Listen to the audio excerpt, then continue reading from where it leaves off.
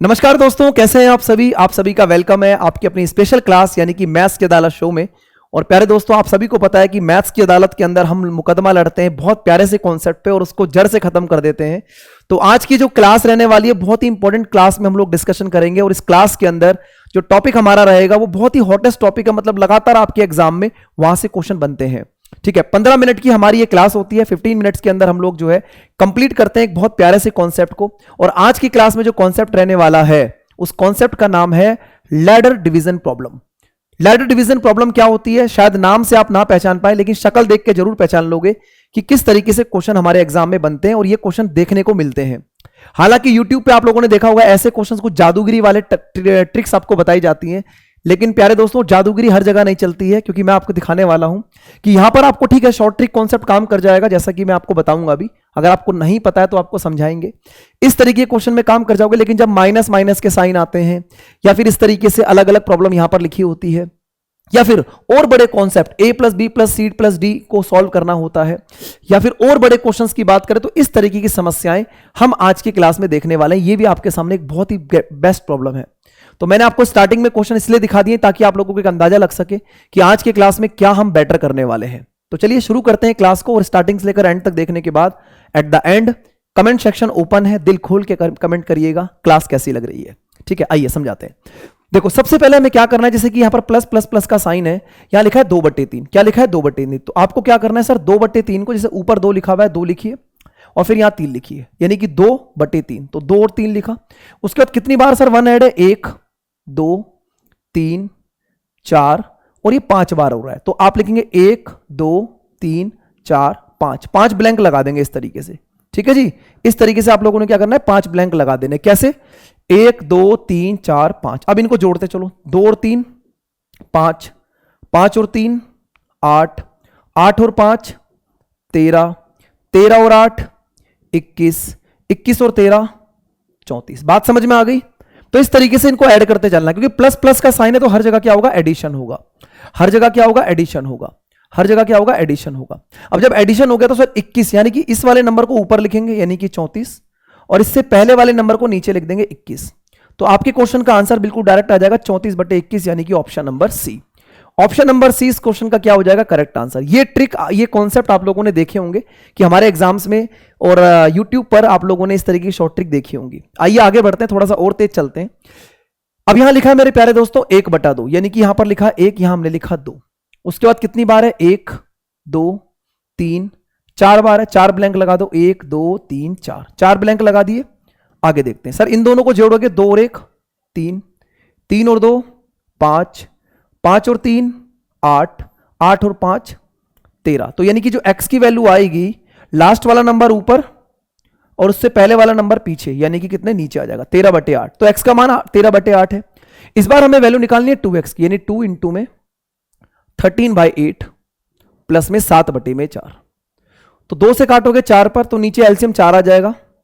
ऊपर 13 प्लस में 7 कितना हो जाएगा, 20 हो जाएगा। और 13 और 7 20/4 का मतलब क्या हो जाएगा, 5। तो इस क्वेश्चन का आंसर हमारा क्या आ जा रहा है, 5 आ जा रहा है। यानी कि आपको यहां पर समझ में आ चुका है कि सर अगर प्लस प्लस वाली प्रॉब्लम होगी तो कोई समस्या वाली बात नहीं, डायरेक्ट हम इस तरीके से काम करते चलेंगे। अब हमारी कॉन्सेप्चुअल क्लास स्टार्ट होने वाली है, क्योंकि यहां पर कुछ डिफरेंट चीजें आप लोगों को जरूर मिलेंगी और जिससे कि आप लोगों का और हमारा कनेक्शन जो है वो बना रहेगा, कि आपको लगेगा कि हाँ यार क्लास के अंदर आते हैं तो कुछ नया सीखने को मिलता है। इस बार मेरे दोस्तों आपको दिख रहा है कि यहां पर माइनस माइनस का साइन है। अगर माइनस माइनस का साइन है तो आपने वही 2/3 लिखा हुआ ना, ऐसे लिखो, 2 और 3 लिखो सबसे पहले। उसके बाद कितनी बार है, 1 2 3 4, 4 बार लगा दो, 1 2 3 4। बात समझ में आ गई है, इतनी बात क्लियर है। अब देखिए क्या करना है सर, इसमें से इसको माइनस करेंगे। माइनस माइनस का साइन है तो माइनस, 3 में से 2 जाएगा 1, माइनस कर दिया। फिर 1 में से 3 जाएगा, 1 में से 3, देखो 1 में से 3 जाएगा, भाई लिख देता हूं माइनस का 2, गलती ना करें, माइनस का 2। ठीक है, उसके बाद -2 में से माइनस का 1, माइनस के 2 में से माइनस का 1, तो माइनस का 3 आएगा, यानी कि अगला नंबर माइनस का 3 बनेगा। ठीक है, उसके बाद माइनस के 3 में से माइनस का 2, यानी कि माइनस का 1, माइनस के 3 में से माइनस का 2, तो ये माइनस का 1 बनेगा। ध्यान रखना ये माइनस माइनस प्लस होगा। ठीक है, जैसे आपने देखा 3 में से 2 जाएगा, प्लस का 1, 2 में से -1 करोगे, माइनस का 3, और माइनस के 3 में से माइनस कटोगे तो माइनस माइनस प्लस होके माइनस का 1 आएगा। यहीं पर गलती होती है जी, ये वाला पॉइंट गलत होने वाला होता है। तो जहां पर गलती हो सकती है वो आपको समझा रहे हैं। लास्ट वाला नंबर ऊपर और इससे पीछे वाला नंबर नीचे, तो आंसर क्या हो जाएगा 1/3। उम्मीद करता हूं कि आपको मेरी बात समझ में आ गई होगी। जरा सी गलती करोगे ऑप्शन बिल्कुल तैयार बैठे होंगे, तो प्लस का 1/3 यानी कि +1/3 इस क्वेश्चन का क्या है, बिल्कुल करेक्ट आंसर है। ठीक है, आ रही है बात समझ में? आगे चलते हैं, नेक्स्ट प्रॉब्लम देखते हैं। अब देखो यहां पर क्या काम करना है भाई। अब देखिएगा इस तरीके के क्वेश्चन में हम लोगों को दिख रहा है सर ये लिखा है 1 प्लस में 1 अपॉन में 1 प्लस में 1 अपॉन में ये, तो हमें इस नंबर को पलट के लिखना है। देखो जैसे मान लीजिए ये 1 है, तो अगर मान लीजिए 1 अपॉन में अगर मान लो m की वैल्यू 5/8 है, तो क्या m की वैल्यू 8/5 हो जाएगी? ये बात तो सभी को पता है। यानी कि हमें सारा का सारा जो काम करना है ना वो राइट साइड पे करना है। अगर मुझे राइट साइड पे काम करना है तो सबसे पहले अगर मैं इसको 5/8 की जगह 8/5 लिखूं, मतलब मैं इस वाले 1 को मैंने पलट दिया, तो इसको भाग करो, 5 एकम 5, 3/5। फिर 3/5 को अगर आप 5/3 लिखोगे तो इसका मतलब आप यहां से भी वापस आ गए। समझ रहे हो बात को?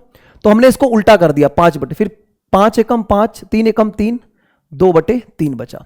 अब 2/3 को जब आप लिखेंगे 3/2, जब 3/2 लिखेंगे तो आप यहां पर आके इसको पलट दिया आपने, फिर लिखोगे 3 एकम 2 एकम 2, 1/2, यानी कि जो 1 है वो इस 1 को 1 रिप्रेजेंट कर रहा है। तो इसका मतलब जो 1/x है, 1/x का मतलब 1/2, यानी कि अगर 1/x का मतलब 1/2 है तो क्या दोस्तों x की वैल्यू 2 बनेगी? बताइए, डायरेक्ट कर सकते हो ना। यानी कि जब हमारे पास राइट साइड में एक नंबर है और लेफ्ट साइड में 1 + 1 + 1 प्लस की सीक्वेंस दे रही है, तो आपको सीधा सीधा क्या करना है, ऐसे क्वेश्चंस में आप लोगों को राइट साइड वाली वैल्यू को पलटते चलना है और लास्ट में आप लोगों को समझ में आ जाएगा कि कहानी क्या है। ठीक है, तो एक बढ़िया सा क्वेश्चन मैंने आप लोगों को कराया। ठीक है, अगला क्वेश्चन जो है आप लोगों के सामने मैं रखता हूं, ये भी काफी शानदार और काफी जानदार क्वेश्चन है।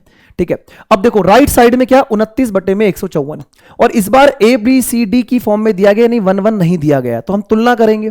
सबसे पहले क्या करना है, अगर मैं 29/154 को 154/29 लिखता हूं, तो क्या आपको ये बात समझ में आ गई? आपने इस वैल्यू को पलट दिया, यानी कि अब जितनी भी वैल्यू बची है वो ए के साथ में बची है। तो 29 पंजे कितना होता है? 145। 29 पंजे 145, 145 माइनस करोगे तो सर कितना बनेगा? 9/29। ठीक है ना, 9/29। बोलो क्लियर है? ठीक है, 100 देखो 29 को इसको भाग करेंगे 45, यानी कि 145 हो जाएगा, और 154 माइनस करोगे तो कितना बनेगा सर? 154 माइनस करने पर 9 बचेगा ना, तो इसलिए 9/29 हो गया। यानी कि यहां से ए की वैल्यू जो आ रही है कितनी आ रही है? 5 आ जा रही है। ए की वैल्यू 5। अब देखो 9/29 है, ये 1 में ही है, तो अगर मैं इसको 29/9 लिखता हूं तो 9 × 27, 2/9, यानी कि प्यारे दोस्तों बी की वैल्यू कितनी आ रही है? 3। तो बी की वैल्यू 3 आ रही है। कंपेयर करना है बस, इस क्वेश्चन के अंदर कुछ नहीं होता है, सिर्फ तुलना करनी होगी। ठीक है, इसके बाद 1 में c + 1/d है, तो 2/9 की जगह अगर आप 9/2 लिखते हो तो 2 चौक 8 और 1/2, यानी कि आपको दिख गया सर c की वैल्यू कितनी आ रही है? 4, यानी c की वैल्यू 4 आ गई। अब देखो अगर 1/d किसके बराबर होगा? देखो यहां पर अलग कलर से कर देता हूं मैं ताकि हाईलाइट हो जाए। 1/d बराबर 1/2 है, तो यानी d की वैल्यू क्या आ रही है? 2 आ रही है, तो d की वैल्यू 2 आ जा रही है, बस लगा दीजिए। तो a की वैल्यू कितनी है? 5, b की वैल्यू कितनी है? 3, c की वैल्यू कितनी है? 4, और d की वैल्यू कितनी है? 2। 5 3 8, 8 4 12, 13 14। देखो कितना शानदार और कितना बढ़िया क्वेश्चन था।